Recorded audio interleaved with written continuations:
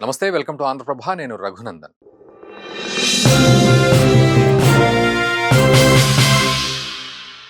Indian army chief general Upendra Dwivedi కొన్ని కీలకమైన విషయాలు మాట్లాడారు. ఆల్మోస్ట్ గంట పైనే ఆయన మాట్లాడారు. ఆపరేషన్ సింధూర్ గురించి గానీ, భారత్ యొక్క ప్రెజెంట్ స్టేటస్ ఎట్లా ఉంది, డ్రోన్స్ ఎట్లా ఉన్నాయి అండ్ ఆర్టిఫిషియల్ ఇంటెలిజెన్స్ ఎట్లా ఉంది అనేది ఒక సీక్రెట్సే రివీల్ చేశారనే చెప్పాలి మనం. సో దాని గురించి మాట్లాడదాం. గంట వీడియోని నేను చాలా క్రిస్పీగా, అండ్ మీరంతా కూడా పండగ హడావుడిలో ఉంటారు కాబట్టి ఎక్కువగా వీడియో మీద ఫోకస్ చేయలేని పరిస్థితి ఉంటుంది కాబట్టి చాలా చాలా తక్కువ సమయంలో ఎక్కువ క్రిస్పీగా, స్పీడ్గా మీకు అందించే ప్రయత్నం చేస్తాను. ఆయన మాట్లాడిన గంట సేపు దాని సారాంశం ఏమిటి అనేది ఒక్క 5 నిమిషాల వీడియో. దయచేసి ఈ వీడియోని కొంత ఓపికగా చూసి అండ్ ఫెస్టివల్ మోడ్లో కూడా కాస్త మన ఫ్రెండ్స్కి కూడా దీన్ని మీరు షేర్ చేసినట్లయితే సో ఖచ్చితంగా ఈ వీడియో చాలా మందికి చేరుతుంది, చేరాలి అనే ఉద్దేశం. ఎందుకంటే ఆపరేషన్ సింధూర్ గురించి ఆయన ఏమన్నారు అంటే, ముఖ్యంగా ఈ ఆపరేషన్ సింధూర్ మేలో ఎప్పుడైతే జరిగిందో, ఈ 88 గంటల ఘటన ఏదైతే జరిగిందో ఆపరేషన్ సింధూర్కి సంబంధించిన ఈ ట్రాక్షన్ ఏదైతే జరిగిందో, అది జరిగిన తర్వాత కూడా మేము డీజీఎంఓలు అయితే ఓవరాల్గా చెప్పాలంటే అప్పుడు డీజీఎంఓలు పాకిస్తాన్, ఇండియా డీజీఎంఓలు ఇద్దరు మాట్లాడుకుంటున్నారు. పాకిస్తాన్ వాళ్ళు ఫోన్ చేసి మీరు ఆపండి రా బాబు, యుద్ధం మేము తట్టుకోలేకపోతున్నాం అని చెప్తే అప్పుడు భారత్ ఆపింది. అయితే అక్కడి నుంచి కంటిన్యూషన్లో ఏం జరిగింది అంటే, మే 9th 10th తర్వాత కూడా ఈ మన దేశానికి సంబంధించిన డీజీఎంఓలు, అటు పాకిస్తాన్ డీజీఎంఓ వీళ్ళంతా మాట్లాడుకుంటున్నారు. మే మొత్తం కూడా మాట్లాడుకుంటూనే ఉన్నారు. ఎందుకు అంటే, ఇప్పుడు ఆపరేషన్ సింధూర్ ఆపేశారు. ఆపేసిన తర్వాత పుసుక్కున ఎవడో ఒకడు అక్కడి నుంచి డ్రోన్ వదిలాడు. మనం దాన్ని షూట్ చేసాం. వెంటనే ఇది ఎస్కలేట్ అవుతుంది. మళ్ళీ యుద్ధానికి దారితీస్తుంది. కాబట్టి ఇట్లాంటి మిస్‌అండర్‌స్టాండింగ్స్ ఏమీ లేకుండా డీజీఎంఓలకు వాళ్ళకు కనెక్టివిటీ పెట్టుకొని తర్వాత ఒక నెల రోజులు అంటే మే మొత్తం అంతా కూడా ఎక్కడ ఏమీ జరగట్లేదు అనే విషయాన్ని నిర్ధారించుకోవడం ఫోన్‌లో వీళ్ళు చేశారు. ఇది నిజంగా ఒక మంచి పని. ఎందుకంటే ఎక్కడ మిస్‌అండర్‌స్టాండింగ్ రాకుండా, ఎస్కలేట్ అవ్వకుండా ఉండడానికి. ఎందుకంటే అది చాలా డిఫరెన్స్ క్రియేట్ చేస్తుందనేది అందరికీ తెలిసిందే. అది న్యూక్లియర్ వార్‌కెళ్ళే అవకాశం ఉంది అని ట్రంప్ చెప్తా ఉంటాడు కదా! సో అట్లా ఎస్కలేట్ అవ్వకుండా ఇది మేము చేశాము అని చెప్పి ఉపేంద్ర ద్వివేది ఆయన చెప్తూ ఉన్నారు. తర్వాత ఇంకొక కీలకమైన విషయం కూడా ఆయన ఏం చెప్పారంటే, ఆపరేషన్ సింధూర్ ఈజ్ ఆన్. అది నడుస్తోంది. ఎక్కడ నడుస్తోంది, ఎలా నడుస్తోంది అనే విషయం ఆయన చెప్పారు. సో ఆ విషయానికి వచ్చే ముందు ఆయన ఏమన్నారంటే, సో ఈ మిస్‌అండర్‌స్టాండింగ్స్ లేకుండా మనం చేస్తూ ఉన్నాం. అండ్ ముఖ్యంగా ఆపరేషన్ సింధూర్ విషయంలో మనము చాలా పాఠాలు నేర్చుకున్నాం. చాలా సక్సెస్ కూడా అయ్యాం. అట్ ద సేమ్ టైమ్ చాలా పాఠాలు నేర్చుకున్నాం. దాని నుంచి కూడా మనం ఇంకా ఇంప్రూవ్ అవుతున్నాం.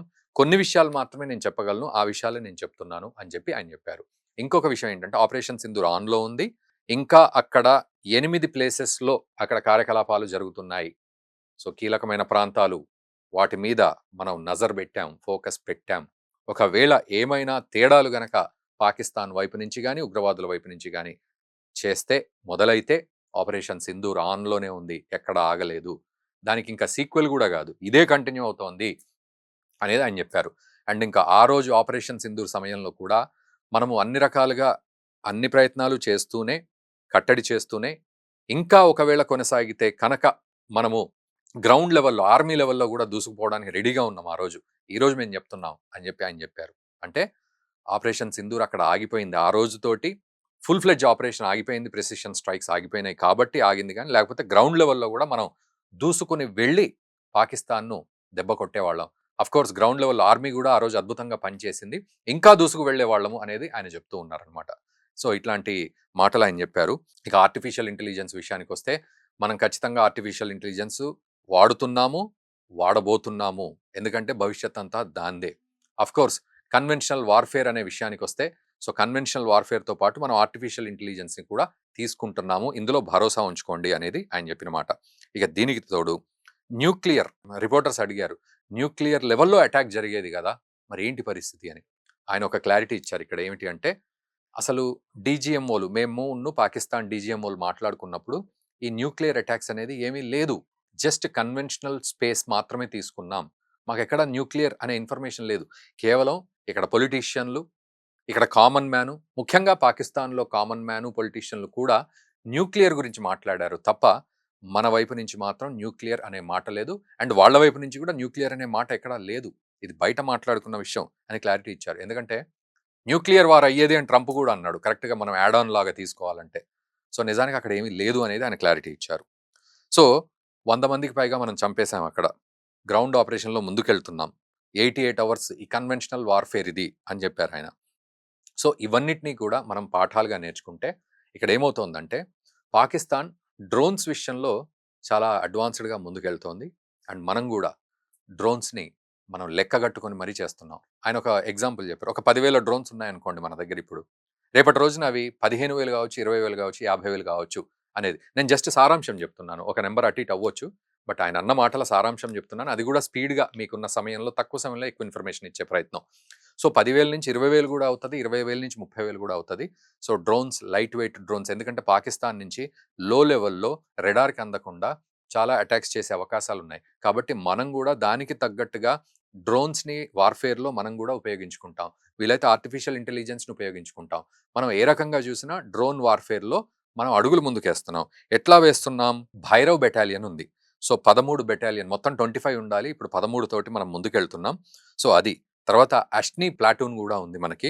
తర్వాత శక్తిమాన్ అని జెప్పి ఉంది.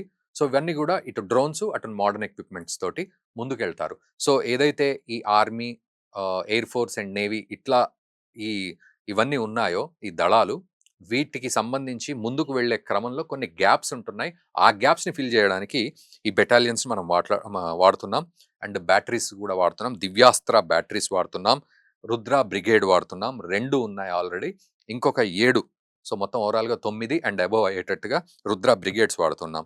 సో ఓవరాల్‌గా చూస్తే ఇంటిగ్రేటెడ్ బ్యాటిల్ గ్రూప్‌లో మనము మార్పులు, చేర్పులు చేసుకుంటూ అడ్వాన్స్‌మెంట్స్ తోటి ముందుకు వెళ్తున్నాం.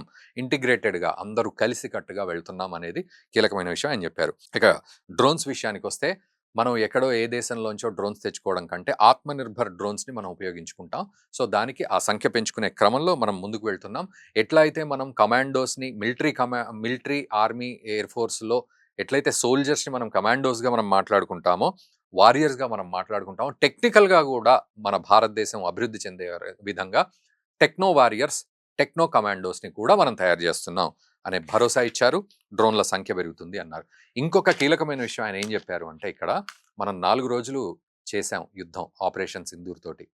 మరి రష్యా, ఉక్రెయిన్ యుద్ధంలాగా 4 సంవత్సరాలొస్తే మనం వాటికి గూడా ప్రిపేర్ అవుతున్నాం అనే విషయం ఆయన చెప్పారు. అంటే 4 రోజుల యుద్ధమైనా, 4 సంవత్సరాల రష్యా, ఉక్రెయిన్ యుద్ధమైనా మనం ప్రిపేర్ అవుతున్నాం అని ఆయన చెప్పాడు.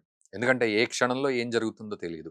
దానికి తగ్గట్టుగా మనం యుద్ధం చేస్తూనే ఉండాలి. నిరంతర కఠోర శ్రమ ఉంటుంది దీని వెనక అనేది ఆయన క్లియర్‌గా చెప్పారు. ఇక్కడ మనం కీలకంగా దాన్ని అర్థం చేసుకోవాలి. మనం రెడీ ఉండాలి అనే విషయంలో. ఇక మిజైల్స్ విషయానికొస్తే గూడా పినాక, ప్రళయ్, బ్రహ్మోస్ ఇవన్నింటిని కూడా మేము నెక్స్ట్ లెవెల్‌కి తీసుకెళ్తున్నాం. అందులో ఎటువంటి డౌట్ లేదు అని జెప్పి ఆయన ఎక్కువగా దాన్ని అంటే వీళ్ళు ఇన్ఫర్మేషన్ ఎక్కువగా ఇస్తే ఎక్కువ ఇన్ఫర్మేషన్ బయటికి దొర్లే అవకాశం, అవగాహన శత్రువుకు పెరుగుతుంది. కాబట్టి జస్ట్ ఇవ్వాల్సినంత ఇన్ఫర్మేషన్ ఆయన ఇచ్చారు. చాలా ప్రాంప్ట్‌గా ఇచ్చారు. అడిగిన దానికి మాత్రమే అన్నట్టుగా ఇచ్చారు. ఇక ఆపరేషన్ సింధూర్ ఈజ్ ఆన్ అన్నారు. దానికి సంబంధించి ఇందాకన్నట్టు 8 క్యాంప్‌ల మీద మన వాళ్ళు మళ్ళీ అబ్జర్వ్ చేశారు. అబ్జర్వ్ చేస్తూ ఉన్నారని చెప్పారు. అండ్ ఇంకొక మాట కీలకమైనదేమన్నారంటే పాకిస్తాన్ సైలెంట్‌గా లేదు. పాకిస్తాన్ కదలికలు కనబడుతున్నాయి మాకు. ఉగ్రవాదుల కదలికలు గూడా కనపడుతున్నాయి. వాళ్ళు డెవలప్‌మెంట్స్‌లో భాగంగా అడుగులు వేస్తున్నారు అనే కీలకమైన ఇన్ఫర్మేషన్ మనకిచ్చారు. అంటే ఇది కొంచెం భయానకంగా ఉంటుంది వినడానికి గూడా. పాకిస్తాన్ అడుగులు వేస్తోంది. ఉగ్రవాదులు అడుగులు వేస్తున్నారు. ఎలా? భారత్ మీద దాడి చేసే విధంగా అనే అండర్‌లయింగ్ మెసేజ్ ఆయన మాటల్లో కనబడింది. వాళ్లకు మోటివేషన్స్ అందుతూ ఉన్నాయి. ఫండింగ్స్ గూడా అందుతున్నాయి. ఆయన ఇక్కడ మళ్ళీ క్లియర్ కట్‌గా అన్నారు. ఫండింగ్స్ ఎక్కడి నుంచి అందుతున్నాయో గూడా మేము అబ్జర్వ్ చేస్తున్నాం. కానీ ఆ విషయాలు నేనిప్పుడు చెప్పలేను అని అన్నారాయన క్లియర్‌గా. But operation Sindoor is on అనేది ఆయన చెప్పారు. ఇక డ్రోన్స్ గురించి పదే పదే చెప్పారాయన. దీనికి తోడు భారత్ పాకిస్తాన్‌కి ఫోన్ చేసి, డీజీఎంఓలకు ఫోన్ చేసి, మొన్నటికి మొన్న పాకిస్తాన్ డ్రోన్స్ భారత్‌కొచ్చాయి. మేము ఒప్పుకోము. 100% వీటిని ఖండిస్తున్నాము. ఇది ఒక స్ట్రిక్ట్ స్టేట్మెంట్‌గా మేమిస్తున్నాము అని చెప్పి వాళ్ళకి ఫోన్‌లో చెప్పడం అయితే జరిగింది. అది గూడా ఆయన చెప్పారు. దీనికి తోడు భారత్‌లో ఎక్కడా కూడా సోషల్ మీడియాలో నెగెటివ్ న్యూస్ ఇంపాక్ట్ చెయ్యకుండా ఎక్కడికక్కడ ఆపరేషన్ సింధూర్ తర్వాత నుంచే మేము అన్నీ కట్ చేస్తూ వచ్చాం. ఎందుకంటే ఒక న్యూసు స్ప్రెడ్ అయ్యి ఇది ఫేక్ న్యూస్ అని మేము చాలా వాటికి ప్రింట్ వేశాం. కానీ అలా స్ప్రెడ్ అయిన తర్వాత ఫేక్ న్యూస్ అని ప్రింట్ వేయడానికి గూడా కొంత సమయం పడుతుంది. సో అది గూడా డ్యామేజ్ చేస్తుంది. కాబట్టి ఆ డ్యామేజ్ కంట్రోల్‌లో భాగంగా అసలు ఆ ఫేక్ న్యూస్‌లు రాకుండా కొన్ని ట్విట్టర్ హ్యాండిల్స్‌ని గూడా మేము బ్లాక్ జేసి పడేసాము. ఎక్స్ హ్యాండిల్స్‌ని ఇంకొంచెం సోషల్ మీడియాని కూడా. సో అట్లా నెగెటివ్ వాటిని బ్లాక్ చేస్తూ మనము ఒక క్రెడిబుల్ ఇన్ఫర్మేషన్, కన్సిస్టెంట్ ఇన్ఫర్మేషన్ ఇస్తూ వచ్చాం. సో మన దానికి క్రెడిబిలిటీ చాలా ఉంది. మనం అందులో సక్సెస్ అయ్యాము అనేది ఆయన చెప్తూ ఉన్నాడు. ఫేక్ న్యూస్‌లను మేము బ్రేక్ చేశామని చెప్తున్నా. సో, ఓవరాల్‌గా ఇలా సాగింది. తర్వాత మళ్ళీ దాన్ని ఇంగ్లీష్‌లో గూడా రిపోర్టర్స్‌కి ఎక్స్‌ప్లెయిన్ చేశారాయన. సో, ఓవరాల్‌గా 1 అవర్ పైనే ఉంది ఆ వీడియో. ఇది సింపుల్‌గా ఆయన చెప్పిన మాట. అంటే ఆపరేషన్ సింధూర్ సీక్వెల్ అని గూడా అననవసరం లేదు. ఆపరేషన్ సింధూర్ ఈజ్ ఆన్ అనేది అండ్ మన దేశ రక్షణ విషయంలో మేమెక్కడా కాంప్రమైజ్ అవ్వట్లేదు. 4 రోజులైనా, 4 సంవత్సరాలైనా యుద్ధం చేసే క్యాపబిలిటీస్‌ని మనం పెంచుకుంటున్నాం. అండ్ టెక్నికాలిటీస్‌ని గూడా మనం పెంచుకుంటూ వెళ్తున్నాం. అండ్ మోడర్న్ వార్‌ఫేర్‌లో కన్వెన్షనల్ వార్‌ఫేర్ గాదు. మోడర్న్ వార్‌ఫేర్‌లో ఆర్టిఫిషియల్ ఇంటెలిజెన్స్‌ని, డ్రోన్స్‌ని మనం వాడుతున్నాం. సో, ఏమిటి అంటే దీన్ని ఎట్లా అర్థం చేసుకోవాలంటే లేటెస్ట్‌గా అప్ టు డేట్ మనమున్నాం. భవిష్యత్తు కోసం, మన భారతదేశం కోసం, మన దేశంలో మన ప్రజల్ని, మన దేశాన్ని రక్షించుకోవడం కోసం మేమందరం అన్ని రకాలుగా ముందుకు వెళ్తున్నాం అనేది ఉపేంద్ర ద్వివేది ఆయన మనకు ధైర్యం ఇచ్చారనే చెప్పాలి. ఆపరేషన్ సింధూర్‌లో జరిగిన అద్భుతాలు అనే విషయంతో పాటు భవిష్యత్తులో గూడా ఏమొచ్చినా మనం వాటిని తట్టుకొని నిలబడతాం. వాటిని ఎదిరించి నిలబడతాం. మన దేశం కోసం మనం నిలబడతాం అనేది ఖచ్చితంగా ఆయన చెప్పారు. నిజంగా అద్భుతమైన మాటలు ఆయన చెప్పారు. దాన్నే మీకు సారాంశంగా అందించాను. ఈ వీడియోని దయచేసి మన మిత్రులకు షేర్ చేయండి. ఖచ్చితంగా మనందరికీ ఇన్ఫర్మేషన్ ఉండాలి.